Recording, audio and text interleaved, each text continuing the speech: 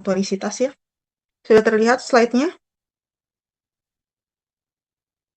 Yang lain? Terlihat Apa Ibu. sudah terlihat? Oke. Nah, untuk pertemuan hari ini itu tentang tonisitas dan osmolaritas. Untuk dari saya itu ada 2 pertemuan tonisitas dan osmolaritas. Kemudian ada dua pertemuan lagi mengenai small volume parenteral dan large volume parenteral. Sebelumnya kan sudah ya tentang dihidrogenasi dari saya dengan pertemuan. Jadi hari ini itu part 1 untuk pertemuan tonisitas dan osmolaritas. Nanti yang sebelumnya sudah ya small volume parenteral. Minggu depan ketemu Bu Ana ya. Kalian masuk bersama Bu Ana untuk lanjutan dari large volume parenteral. Untuk dari saya, berhubung saya cuti, nanti setelah tanggal 15 April, kalian ketemu lagi dengan saya untuk cari waktu untuk ini ya, yang termasuk juga pengganti karena terkait libur, untuk tonisitas dan osmolaritas, dan untuk lanjutan dari SVVN dan LVP. Ini ya, karena kita berdasarkan online ya, saya akan jelaskan mengenai perhitungannya. Mungkin pada saat kalian bikin jurnal sementara kalian ya, ada yang miss atau apa, bisa ditanyakan dari sekarang berdasarkan perhitungannya. Jadi kita fokus di perhitungan sekarang. Kemudian untuk setelah tanggal 15 April itu adalah latihan soal, ya yang part kedua dari tonisitas dan osmolaritas. Soalnya itu mungkin kalian sudah lihat ada di untuk tonisitas dan osmolaritas di slide ini. Itu sudah hanya penjabaran saja, nanti saya masukkan soal tambahannya. Untuk yang di FVP dan TIPEN itu masuk ada perhitungan osmolaritas yang ada soalnya di dalam. Silakan nanti dikerjakan. Kerjakan dari sekarang, nanti pada saat pertemuan part 2 kita bahas bersama. Ya. Tapi itu kalian sudah kumpul ya, kumpul ke saya, baru kita bahas satu-satu yang maju ke depannya untuk dikerjakan. Oke, sebelum kita mulai, apa maksud dari tonisitas ya? Jadi, tadi saya sudah katakan terus tonisitas, osmolaritas. Jadi ada bedanya. Kalau disebut dengan tonisitas itu adalah kemampuan suatu larutan ya dalam memvariasikan ukuran dan bentuk selnya dengan mengubah jumlah air dalam sel tersebut. Jadi sel tubuh kita itu ada air di dalamnya. Berdasarkan kebutuhan air ya di seluruh tubuh kita, dia akan memvariasikan ukurannya ya agar terjadi kesetimbangan cairan di tubuh kita. Makanya itu adalah kemampuan suatu larutan dari memvariasikan ukuran dan bentuk sel ya. Mungkin kalian akan kenal yang namanya ada ya hipertonis, isotonis, dan hipotonis. Kalau dibilang hipertonis berarti hiper ya tinggi. Apa maksudnya tinggi? Jadi konsentrasi di luar sel itu tinggi ya karena ada cairan hipertonis atau yang menyebabkan si sel dalam sel kita itu keluar air ya untuk mengencerkan konsentrasi tinggi di luar sel tersebut. Akhirnya sel kita mengkerucut ya, dia shriveled atau mengkerucut. Nanti pada saat sudah terjadi kesetimbangan, lalu kalian juga meminum air atau apa, dia akan kembali ke semula karena dia akan masuk lagi air. Sedangkan yang disebut isotonis ya, artinya kesetimbangan antara luar dengan di dalam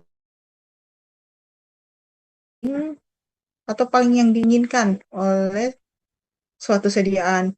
Jadi kita tidak ingin obat yang kita masukkan ke dalam tubuh kita malah menambah penyakit atau menambah masalah.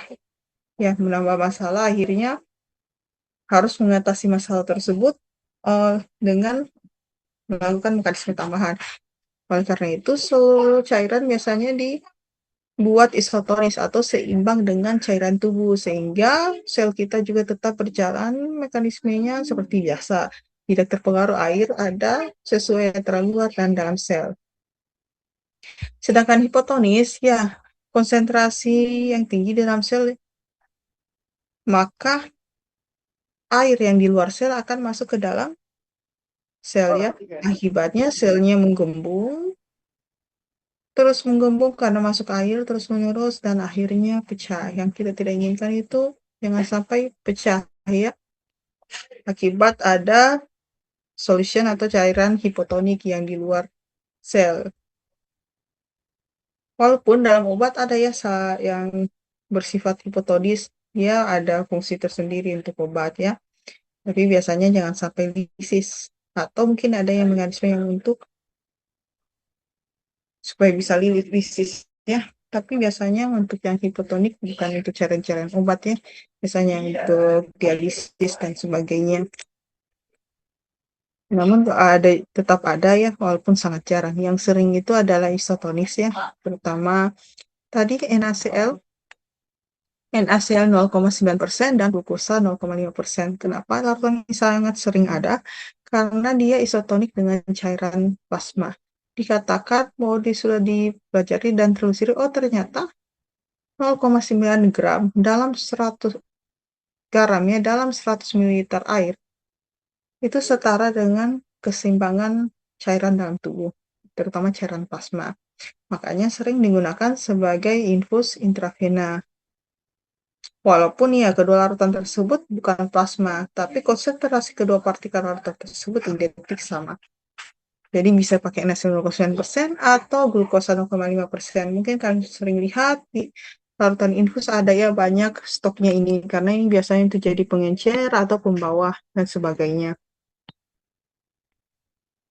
Sedangkan larutan hipertonik ini paling banyak di tetes mata. Kenapa? Cairan mata kita itu bisa mengencerkan dengan cepat ya. Terutama kan cairan tubuh kita sebenarnya kisaran toleransinya sekitar 0,5% sampai 2%.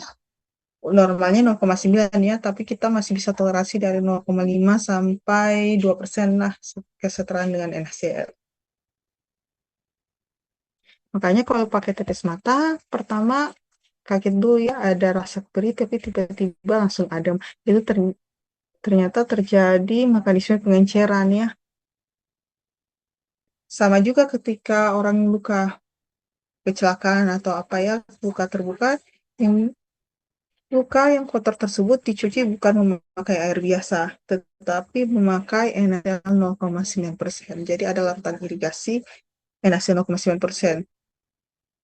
Makanya ketika dibilas biasanya tidak terasa perih, rasanya tetap adem karena keseimbangannya terjaga ya. Dia isotonis. Beda kalau dikasih air pertama, biasanya ada rasa perih terlebih dahulu ya, atau cara lain yang berarti itu ada mekanisme penyesuaian. Nah, kenapa hal ini penting kita pelajari? Ketika obat masuk, bisa saja menjadi larutan sediaannya bersifat hipertonis, bisa saja isotonis atau hipotonis. Kita harus tahu dia itu bersifat iso atau hiper. Nah, kalau dia bersifat hiper atau hipo, kita harus menggunakan perhitungan ya.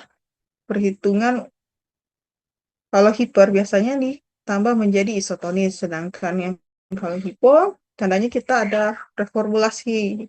Ya, atau sebenarnya dia hanya sedikit hipotonis saja, jadi masih bisa ditoleransi ya, karena tadi kan toleransinya 0,5% sampai 2%.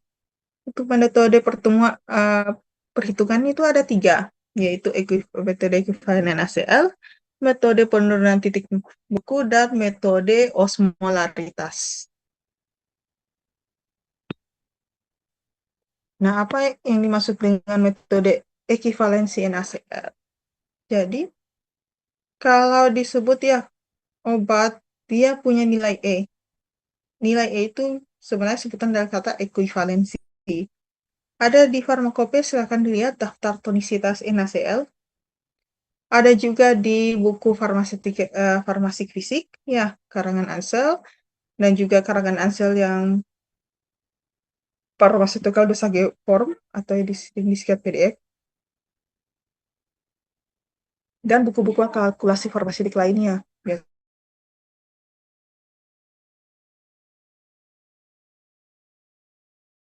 Kan nilai E-nya 0,18. Maksudnya apa? Berarti 1 gram penisilin itu setara atau senilai dengan 0,18 gram NaCl. Ingat, tubuh kita ini bagaimana untuk mencapai kesetimbangan, kita setarkan saja dengan NaCl 0,9%. Nah, NaCl ini tidak mungkin kita memasukkan obat langsung NaCl semua ya. Obat ada yang menggantikan untuk kesetaraan dari si NaCl, yakni didapatlah nilai E ini. Jadi kalau nilai E 0,18 artinya 1 gram penisilin itu setara dengan 0,18 gram NaCl. Kemudian karena 0,9%, jadi 0,9 gram dalam 100 ml. Oleh karena itu, untuk rumusnya adalah NaCl W kali E, yang W berarti pakai satuan gram dengan nilai E-nya. Jadi kalau berdasar contoh dari jurnal kalian kan 0,1 dan 0,05, nilai E-nya 0,16, dengan isoniazid dia nilainya sama dengan 0,25. Nah, disebutkan kita harus buat Mesovac injection isotonis 5 ml. Berarti kita buat injeksi isotonis sebanyak 5 ml. Lalu bagaimana caranya? Ingat tadi NaCl harus setara NaCl 0,9%. Berarti 5 ml ini setara dengan 0,9%.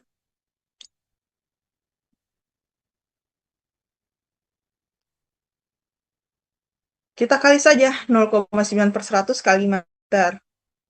Jadi 5 ml sediaan yang masuk ke dalam tubuh kita itu setara dengan jumlah garam 0,045 gram. Nah, tapi kita ada obat ya, jadi ada 2 obat, yakni ampicillin natrium dan isoniazid. Kita harus cari nilai E-nya satu-satu dengan jumlah gramnya, jadi W kali E. Berarti karena obatnya 0,1 gram, 0,1 kali 0,16 sama dengan 0,016. Dengan isoniazid 0,05 kali 0,25 sama dengan 0,0125. Kita jumlah didapatkan 0,0285. Lalu kita kurangkan dengan 0,045 tadi. Kenapa? Ya, bayangkan saja, jadi kan 5 ml itu harus setara dengan NaCl 0,9% ya. Berarti kalau 0,9% dari 5 ml adalah 0,045 gram. Namun ada yang menggantikan 2 obat, yaitu ada 0,285 gram. Jadi kita kurang saja. Sehingga kita hanya perlu menambahkan 0,0165 gram NaCl untuk pembuatan sediaan. Jadi pada saat persediaan, masukkan 0,1 gram ampicillin, 0,05 gram isoniazid, dengan 0,0165 gram NaCl, di mix larut homogen dalam Aquades Pro injeksi. Seperti itu ya, Aqua Pro injeksi. Kalau ada dapar ya harus dihitung lagi berapa nilai E dari si dapar masing-masing.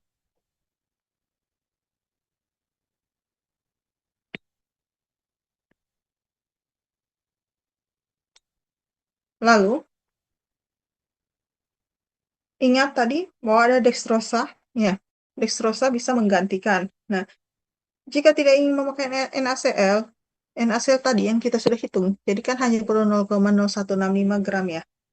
Kita bisa ganti jadi kesetaraan dan dextrosa, yakni 1 gram dextrosa itu setara dengan 0,18 gram NaCl. Maka 0,0165 gram NaCl tadi kita bagi 0,18 kali 1, kita dapat 0,1965 gram dextrosa. Berarti pada saat kita membuat ya, tadi kan saya katakan buatnya pakai 0,1 gram antisin, 0,05 gram isoniazid, dengan tadi ya yang NaCl dicampur proinjeksi api sampai 5 ml. Bisa kita ganti NaCl-nya, jadi kita hanya masukkan si ampicillin 0,1, isoniazid 0,05, dan dextrosa 0,1965 at aqua proinjeksi. Seperti itu ya. Lalu ada yang dinamakan dengan metode penentuan volume isotonis berdasarkan ekuivalensi. Metode ini berdasarkan pengenceran ya, jadi volume akhir larutan itu menjadi lautan yang isotonis. Cara hitungnya adalah volume isotonis sama dengan jumlah berat tadi dikali 111,1 ml. Ini sebenarnya adalah rumus yang dibalik. Kalian bisa baca seputar bagaimana turunan rumusnya di buku farmasi fisika, ya, dengan buku Lachman juga. Contoh, itu volume isotonik dari 0,55 gram efedrin, ya. Nilai E-nya 0,3 dan 0,17 gram glukosa. Ini ada dua, jadi digabung 0,55 kali 0,3 di plus 0,17 kali 0,1 kali 111,1. Dapat hasilnya 20,02 ml dibuatkan jadi 20 ml. Berarti kedua zat tersebut, ya, dicampur, kalau dilarutkan air at 20 ml akan isotonik. Tidak perlu tambahan NaCl. Ini karena kita tidak tentukan volumenya, ya. Jadi tentukan volume akhir yang untuk sediaan fix, ya. Ini malah kita mencari berapa kalau ditambahkan air menjadi isotonik, ya. Namun kalau contoh, ya, ada soal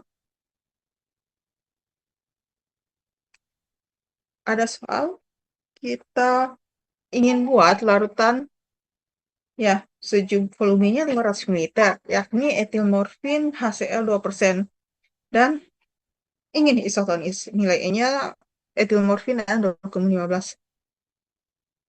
Jadi kita andaikan bagaimana berapa gram kita butuh etil morfin HCl agar jadi 2% dalam 500 ml. Berarti kita butuh 10 gram, ya. Kita butuh 10 gram etil morfin HCl. Kalau 10 gram kita bagi 500 ml, kita dapat 2% atau 2 gram per 100 ml, ya, kesetaraannya. Oleh karena itu dalam rumusnya dimasukkan 10 dikali 0,15, ya. Karena tadi nilai E-nya 0,15, baru kita kali 111,1 ml. Dapat ternyata kalau di add dengan aqua per injeksi dengan 166,7 ml aqua per injeksi menjadi isotonis. Nah, masih ada sisa, yakni 333,3 ml. Apakah kita masukkan aquades? Tidak, ya. Itu tidak dimasukkan aquades. Nanti kalau dimasukkan aquades malah berubah, ya, kesetaraan NaCl-nya, karena dia terencerkan. Oleh karena itu, karena harus tetap fix menjadi isotonis, kita tambahkan larutan NaCl isotonis. Ya, maksudnya adalah kita tambahkan NaCl 0,9% sebanyak 333,3 ml. Jadi kalau kita andaikan resepnya, ya, kalian sediakan 10 gram etil morfin, ya, kemudian dilarutkan ke api sampai 166,7 ml air di add, ya. Kemudian ditambahkan 333,3 ml NaCl 0,9%. Sehingga itu sudah isotonis.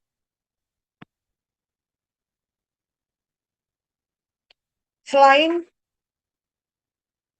rumus ekuivalensi, ya, ada rumus lain, yakni penurunan titik beku. Sebentar, ya.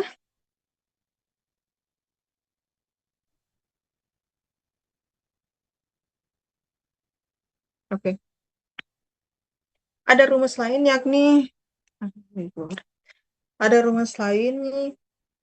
penurunan titik beku. Jadi apa maksudnya? Jadi cairan tubuh yang setara 0,9% NaCl ini bisa mengalami penurunan titik beku sebesar 0,52 derajat Celcius. Maka sediaan dikatakan isotonis jika mengalami penurunan titik beku tersebut. Maka dari hasil perhitungan dan turunan rumus, tadi seperti biasa saya sebutkan, bisa kalian baca turunan rumus di informasi fisik, maka akan dapat B sama dengan 0,52 dikurang konsentrasi dikali PTB dibagi PTB dari NaCl. PTB NaCl adalah 0,576. Bedanya dengan rumus pertama. Rumus pertama itu kita pakai gram, kita kali E. Kalau ini kita pakai konsentrasi. Contoh, ya, ini ada metadon. Resepnya ada kita ambil diminta meracik metadon HCl 10 mg, kita buat isotonis konsentrasi NaCl yang di add 10 ml. Sudah ditahu PTB-nya 0,101, kita tahu juga PTB NaCl 0,576. Ini tidak bisa langsung kalian kalikan ya. Harus cari dulu konsentrasinya berapa. Karena ini tidak disebut persen langsung, kalian harus cari persenan. Dan persenannya B per V. Jadi kalau kita ingin buat nih jadi 10 ml volumenya, berarti kan kalau dia di zat aktif resepnya ini 10 mg. 10 mg per 10 ml. Atau 1 mg per 1 ml ya. Itu setara berapa persen B per VO? Ternyata setara dengan 0,1% B per V. Lalu kita masukkan ke dalam rumusnya. Jadi 0,52 dikurang 0,1 kali 0,101. Ingat ya, pakai konsentrasi kalau PTB. Jadi harus dibaca konsentrasi kalau belum konsentrasi. Kayak bagi dengan PTB dari garam ya, NaCl, dapat 0,885243. Ingat, karena ini konsentrasi dari persen B per V, maka itu masih tentang 100 cc ya, karena B ini satuannya gram. Jadi kita konversi lagi berapa untuk dapat yang 10 cc ya. Tinggal dibagi saja. Jadi dapatlah 0,088 gram.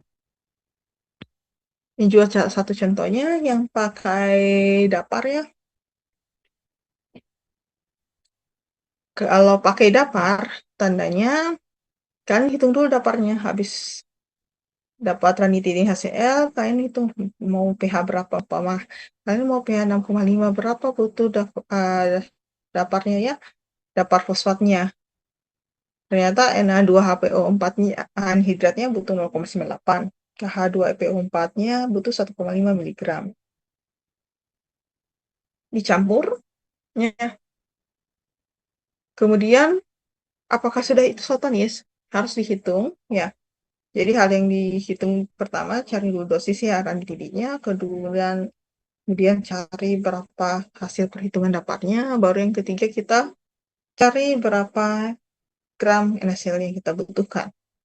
Nah, ini juga biasanya PTB atau delta TF 1%. Jangan bingung, delta TF 1% itu artinya penurunan titik buka yang diakibatkan oleh 1% zat.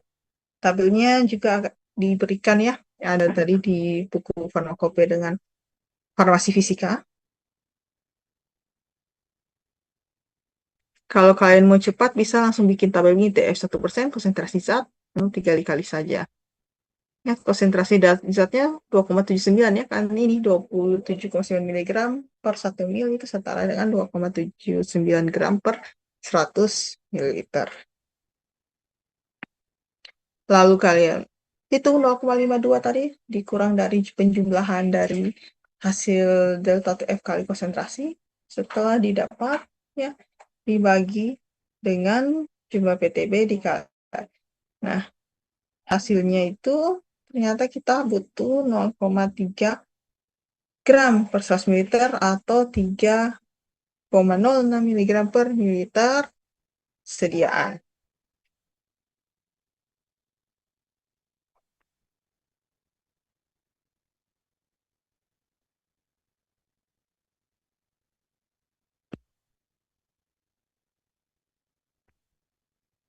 Ya. Oke, bagaimana kalau dengan metode LISO ya? Kalau metode LISO itu jika tabelnya kita tidak dapat data E dan delta TF, kita tidak tahu. Jadi kita pakai E sama dengan 17 LISO per M. LISO dapat di mana? LISO didapat dari lisozat di tabel ya. Di tabel lisozat itu ada, kalian bisa buka di tabel isolasi parenteral volume 1 dan 2 edisi 2 ya, volume 1, atau di buku farmasi fisika edisi 4. Nah, karena kita tidak ketahui nilai E atau nilai PTB atau nilai delta TF 1%-nya, maka kita lihat apakah senyawa ini termasuk molekul senyawa ini termasuk non elektrolit elektrolit lemah atau divalen atau univalen. Ini salah satu contoh-contohnya ada kalau sukrosa, gliserin dan urea dan kapur itu non elektrolit. Maka nilainya 1,9. Ya. Lalu ada seperti natrium sulfat itu masuk unidivalen elektrolit. Kalau tidak dapat tabelnya, disediakan pakai tabel yang diberikan di tabel ISO. Kalau ada pakai tabel nilai E atau PTB saja.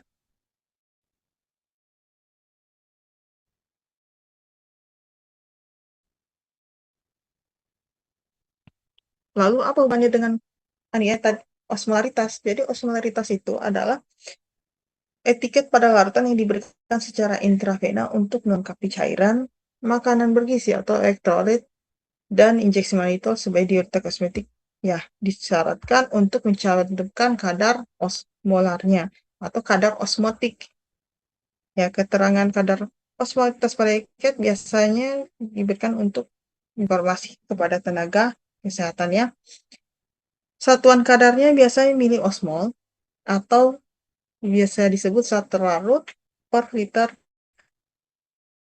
larutan. Jadi berapa sih yang terlarut dalam per liter larutan ya untuk zat tersebut. Jadi miliosmol per liter sama dengan weight of substance-nya gram per liter kali N jumlah ion bagi BM kali 1000. Nah, ini kalau yang untuk contohnya nanti sebentar ada contoh sebelah di slide lain. Nah, ini K plus KCl ya. KCl ini ada dua ionnya, K plus dan Cl minus, makanya dikali 2. Makanya miliosmol per liter totalnya kalau didapat. Dextrosa ini non-elektrolit, makanya dihitung 1 partikel, karena dia tidak berdisosiasi menjadi ion. Didapatlah 292,31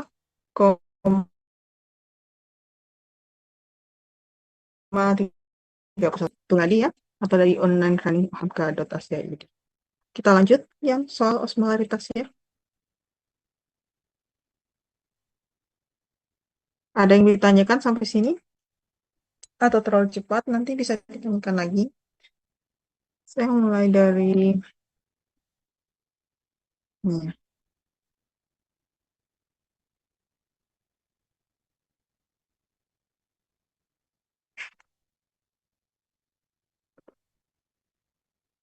Ini nanti ya dipelajari. Kita masuk dulu tadi fokus ke dalam miliosmol. Oke.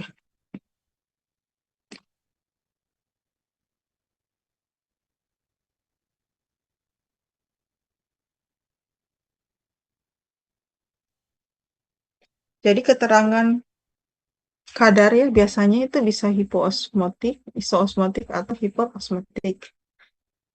Tadi ini ya, yang rumus yang saya berikan yang di slide sebelumnya, miliosmol per liter sama dengan gram per liter zat laut bagi BM zat laut kali 1000 kali jumlah ion. Ya. Mengapa? Ya, karena ketika kita tahu jumlah zat terlarut dalam per liternya, kita bisa tahu berapa kira-kira tonisitas dari sediaan tersebut. Jika nilai miliosmol per liternya 270 sampai 328, maka dikatakan isotonis. Kalau 329 sampai 350 berarti sedikit hipertonis, dan di 250 sampai 269 berarti sedikit hipotonis. Kalau contohnya ini ya, jumlah ionnya kan ada 2, berat dapatnya 307,7 berarti isotonis. Kalau glukosa anhidrat, betulkah isotonis ya? 277,46. Dia bersifat isotonis. Dan tadi ya yang sesuai dengan tubuh yaitu NaCl 0,9% dan dextrosa 5%. Dan ini yang harus kalian ingat ya.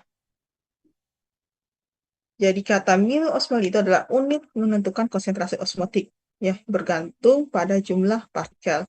Non-elektrolit berarti jumlah miliosmolnya sama dengan jumlah milimolnya. Tadi yang saya contohkan tadi dextrosa ya. Dextrosa itu dia tidak berdisosiasi, makanya disebut 1 partikel per milimol. Sehingga 1 milimol dextrosanya itu sama dengan 1 miliosmol. Jadi kalau ditanyakan berapa banyak miliosmol per liter di sel konsentrasi ini, dextrosa dia tidak berdisosiasi ya. Karena tidak berdisosiasi, maka rumusnya, ini sebenarnya rumus yang sama dengan yang tadi yang dipendekkan, tapi ini saya jabarkan karena kita akan bahas mengenai nilai ekivalensi. Nah, jadi karena miliosmol, ingat miliosmol per liter ya, ada juga di etiket obat lain dia pakai per mililiter. Kan harus perhatikan, ada yang miliosmol per liter dan ada miliosmol per mililiter. Bahkan ada yang per 5 mililiter ya. Contohnya ini kita pakai yang per liter. Berarti saya jangan ya, saya samakan semua rata per mili. Maka tadi 1 liter jadi 1000. 1000 mililiter kita kali dekstrosanya 2,5%. Berarti 2,5 gram per 100 mililiter. Nah, karena ini gram, saya mau jadikan miligram, saya kalikan 1000 miligram per 1 gram. Itu kan sama saja dengan kali 1 ya. Karena kan jadi 1 gram per 1. Namun saya masukkan untuk menyamaratakan satuan ya. Agar satuannya habis gram bagi gram. Miligram bagi miligramnya itu. Jadi, dekstrosa tadi kan berat molekulnya 180. Ya, kalian lihat ini 180. Jadi 1 milimolnya itu ada 180 miligram. Yang mana karena partikelnya tidak berdisosiasi, maka 1 milimolnya setara dengan 1 miliosmol. Kalikan lurus, dapatlah 139 miliosmol. Coba tadi perhatikan, yang 5% tadi dia isotonis. Bagi duanya dia dapat 139 ya. Harus 139 berarti ini ya. Berarti dia hipotonis.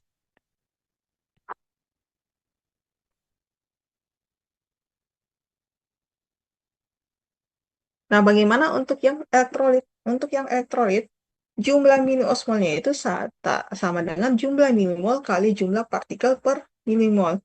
Misal, NaCl itu punya 2 partikel per milimol. Keduanya molekul Na plus dan Cl minus.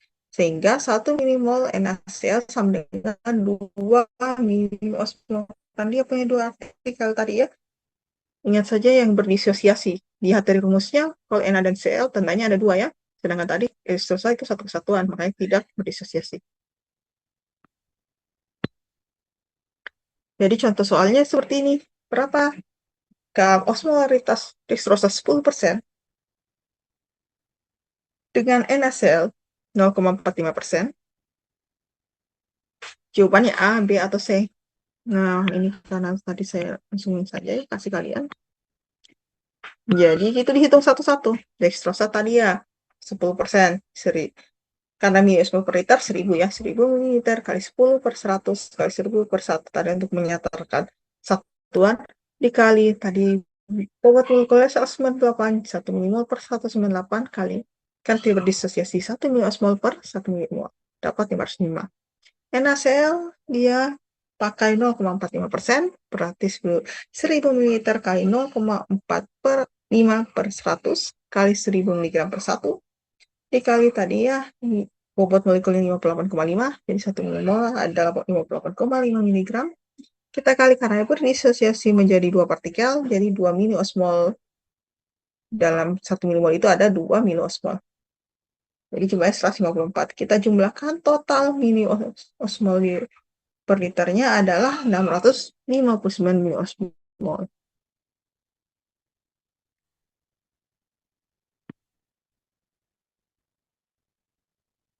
Dan miliosmol tadi ya berbeda dari nilai ekivalensi, jangan tertukar ya. Kalau dextrosa tidak ada valensinya karena dia tidak terdisosiasi ya. Sedangkan KCl dia jadi K plus dan Cl minus, makanya dia ada 2 partikel. Dan valensinya hanya 1, yaitu plus ya, K plus dengan Cl minus. Nah, minusnya 1 kan, K plusnya jadi 1. Sedangkan MgSO4, ya kalau terdisosiasi akan berubah menjadi Mg2 plus ditambah SO4 2 minus, makanya valensinya 2. Nah, bagaimana dengan CaCl2? CaCl2 kan Ca2 plus Cl minus Cl minus, ya. Makanya dia valensinya 2.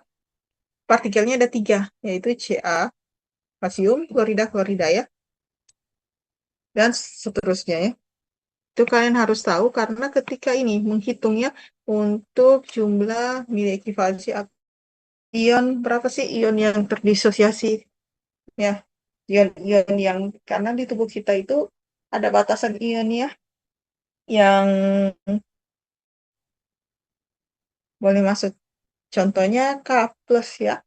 K plus itu sekitar 4 ya. 4 mili ekivalensi. Kalau di atas 4, ya bisa terjadi namanya hiperkalemia. Itu bisa mengganggu ritme jantung, berbahaya. Ganggu ritme jantung malah nanti bisa stroke. Sedangkan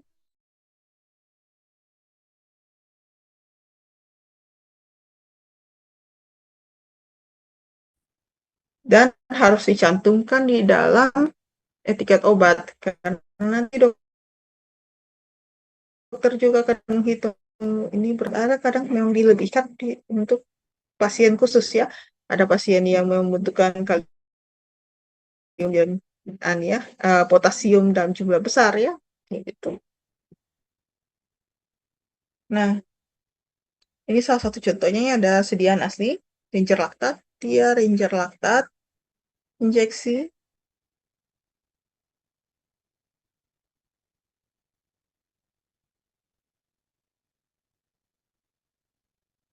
Ranger Lactat injeksi ya.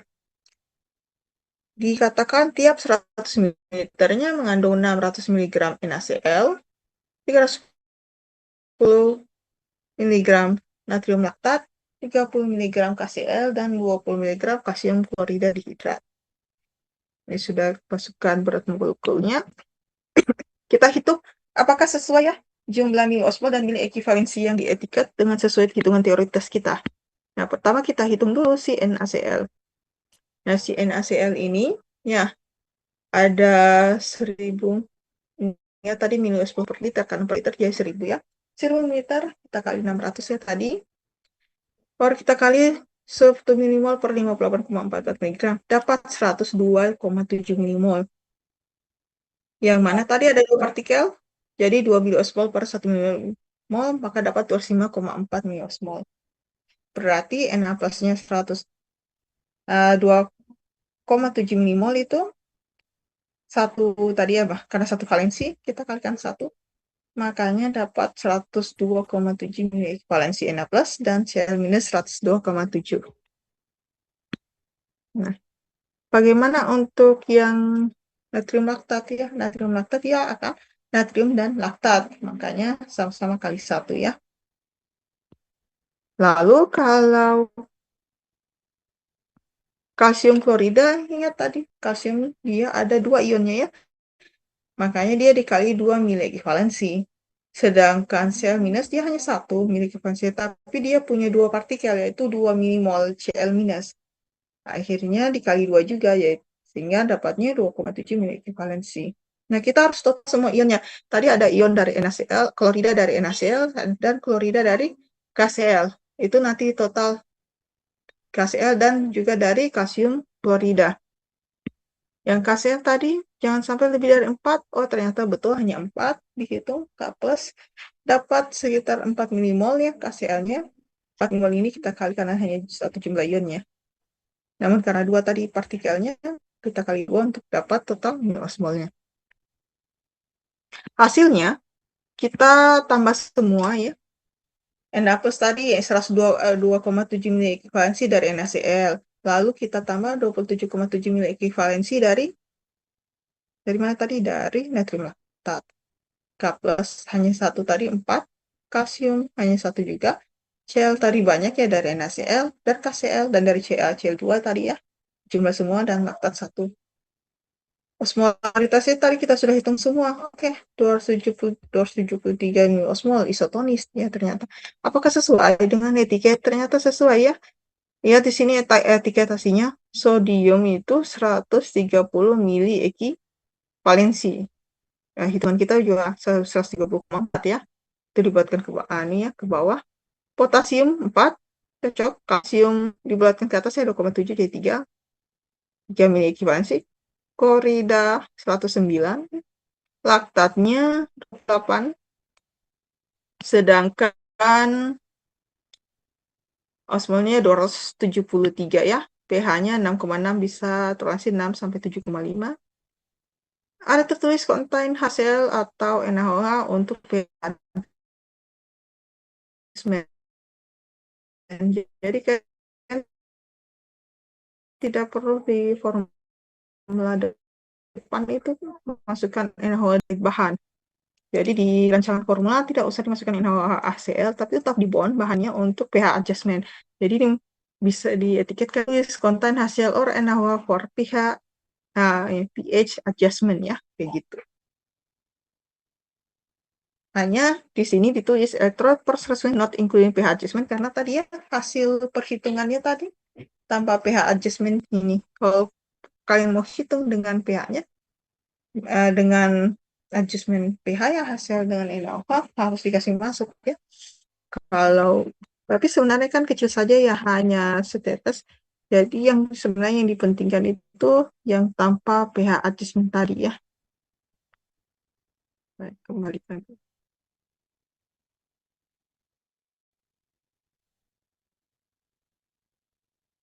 Oke.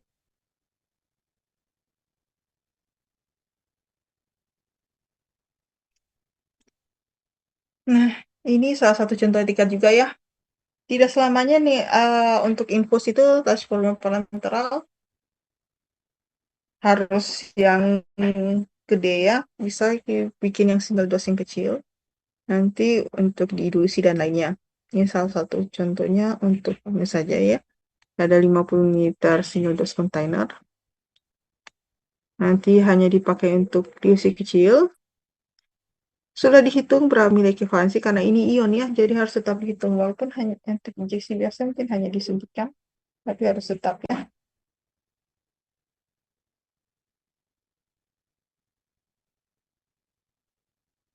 Kita lanjut.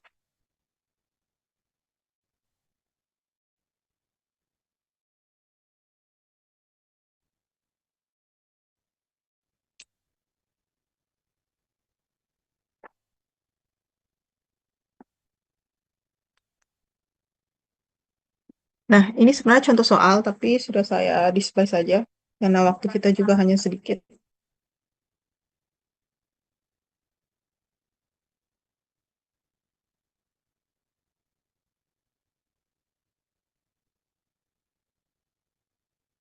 Oke, kita lanjut ya.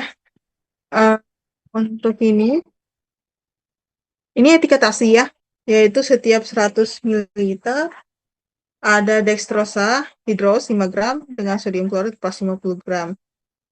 Kalau kalian protes 50 miligram, kalau kalian ingin latihan, coba kalian tutup bagian nilai ekivalensinya dan nilai osmol, lalu kalian hitung. Hasilnya pasti pas, yaitu dapat sodium 77 mili ekivalensi dan klorida 77 mili ekivalensi dengan 406 mili osmol per liter. Ini masuk tugas kalian ya, walaupun saya sudah beritahu jawabannya, bagaimana bisa didapat ya nilai segini. Saya butuh anu, alur jalur kalian sesuai dengan tadi yang latihan soal di atas. Ini juga masuk tugas, jadi nanti ini semua kita akan bahas di pertemuan kedua ya, part 2 dari torsivitas dan osmolaritas yang dikerjakan. Ya. Ini juga, ini masuk studi kasus ya, saya kasihkan studi kasus. Ini juga ya, ini untuk infusi intravena. Makanya dia larutan pekat 2 gram total dan 50 ml.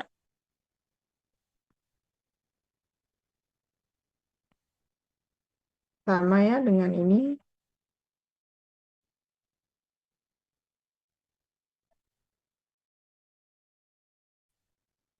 Dan ini juga ya. Ingat kalau untuk dilusi, kalau kalian memang ingin buat, kalian harus tulis for IV use only after dilution. Karena ada beberapa ya CDA memang ukurannya kecil ya, small volume parenteral, tapi sebenarnya itu untuk di pengenceran atau untuk infus ya, yang ditambahkan ke hasil 0,9%. Nah, ini nanti kalian kerjakan ya sampai di sini.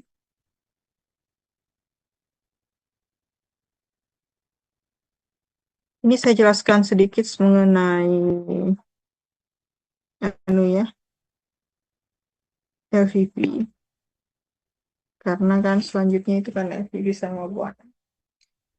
Itu materi untuk LVP dari saya. Ada dengan TPN-nya. Mungkin kalau namanya total parental. Itu untuk pasien yang koma ya, atau tidak bisa memperoleh nutrisi secara enteral. Biasanya orang yang operasi usus halus ya, karena bagian usus halus itu penyerapan air dan juga makanan. Oleh karena itu, sangat dibutuhkan ya untuk tubuh kita jangan sampai ya koma akhirnya lama-lama jadi mati ya karena mengurus mengambil nutrisi dari sebuah tubuh karena tidak ada yang masuk secara enteral kan menjaga si usus halus dari si pasien. Ada juga disebut PPN, kalau partial parenteral nutrition itu hanya diberikan beberapa hari saja, sedangkan yang total ini yang dihitung keseluruhannya, yaitu dia lemak, protein, dan dia butuh berapa ya untuk di karbohidratnya ya.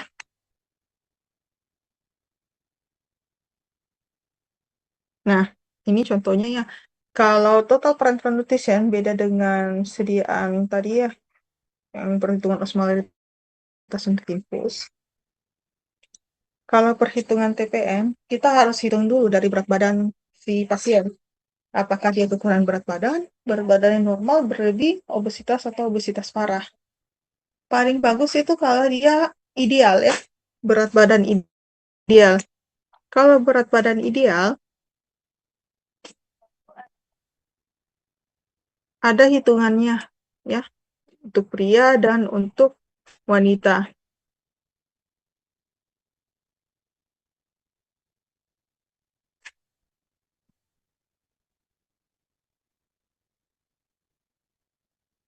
Nah, contohnya ya, ini untuk contoh hitung berat pria dengan berat wanita, dia pakai IUB dengan atau bisa dikonversi ke kilogram.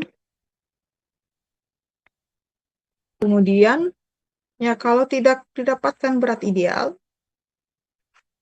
kita lakukan penyesuaian. Jadi, adjusted body weight itu digunakan untuk menghitung pemakaian dosis pada pasien obesitas menggunakan perseorangan.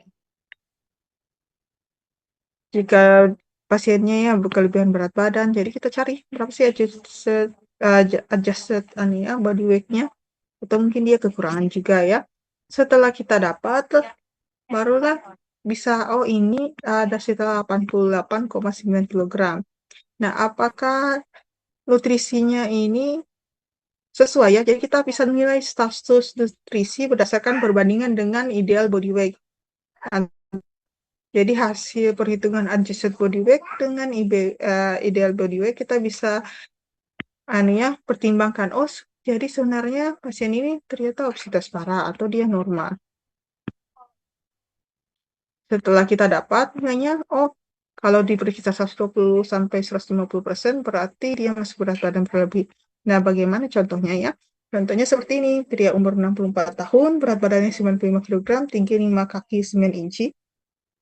Ya masuk karena operasi usus kecil ya, usus halus. Jadi karena dia habis operasi harus diistirahatkan, usus halusnya jam bekerja. Oleh karena itu diberikan nutrisi parenteral.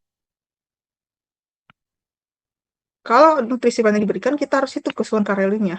Dari pasiennya apa, siapa ya, jenis kelaminnya, kita konversi tinggi inci, dan juga ya, kemudian IBW dalam kilogram, tingkat penyakitnya, cairan dan status elektrolitnya.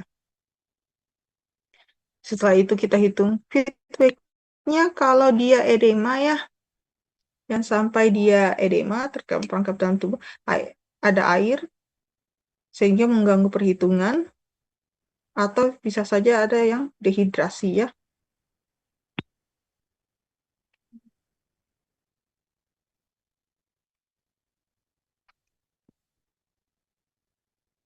Jadi setelah kita hitung feedback-nya dapat, oh ternyata harus 77 kg ya.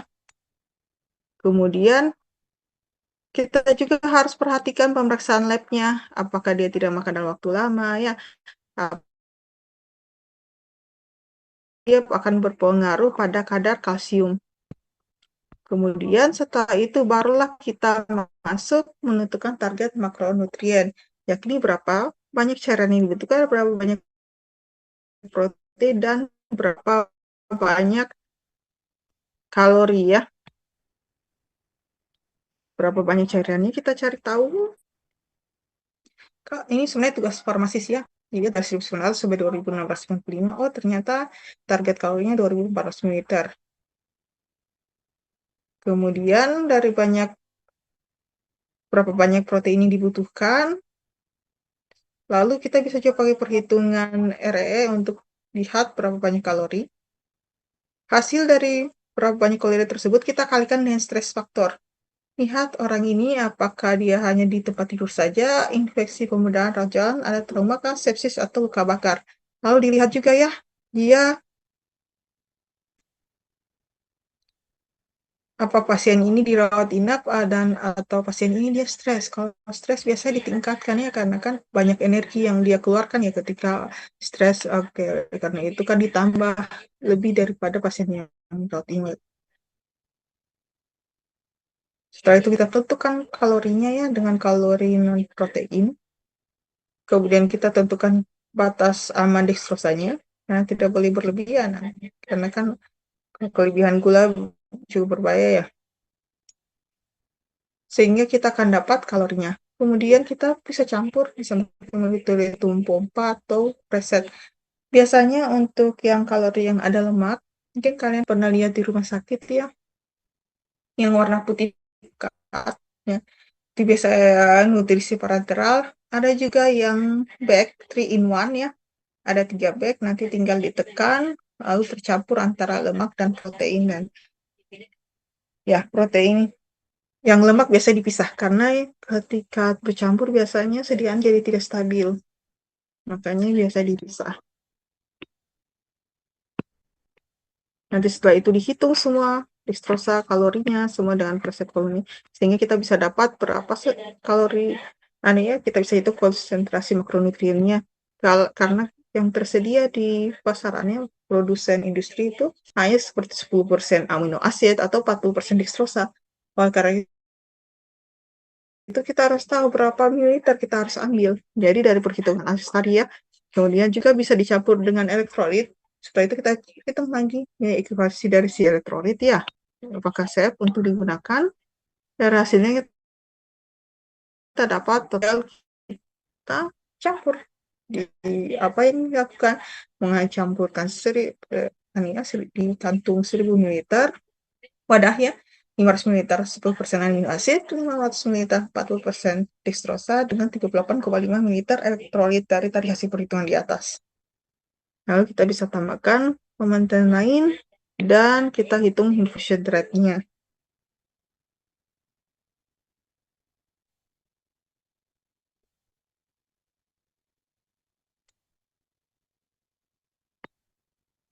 Oke, saya harap kalian baca baik-baik ya. Kalau ada yang mau ditanyakan, silahkan ditanyakan materi tentang tonisitas, osmolaritas.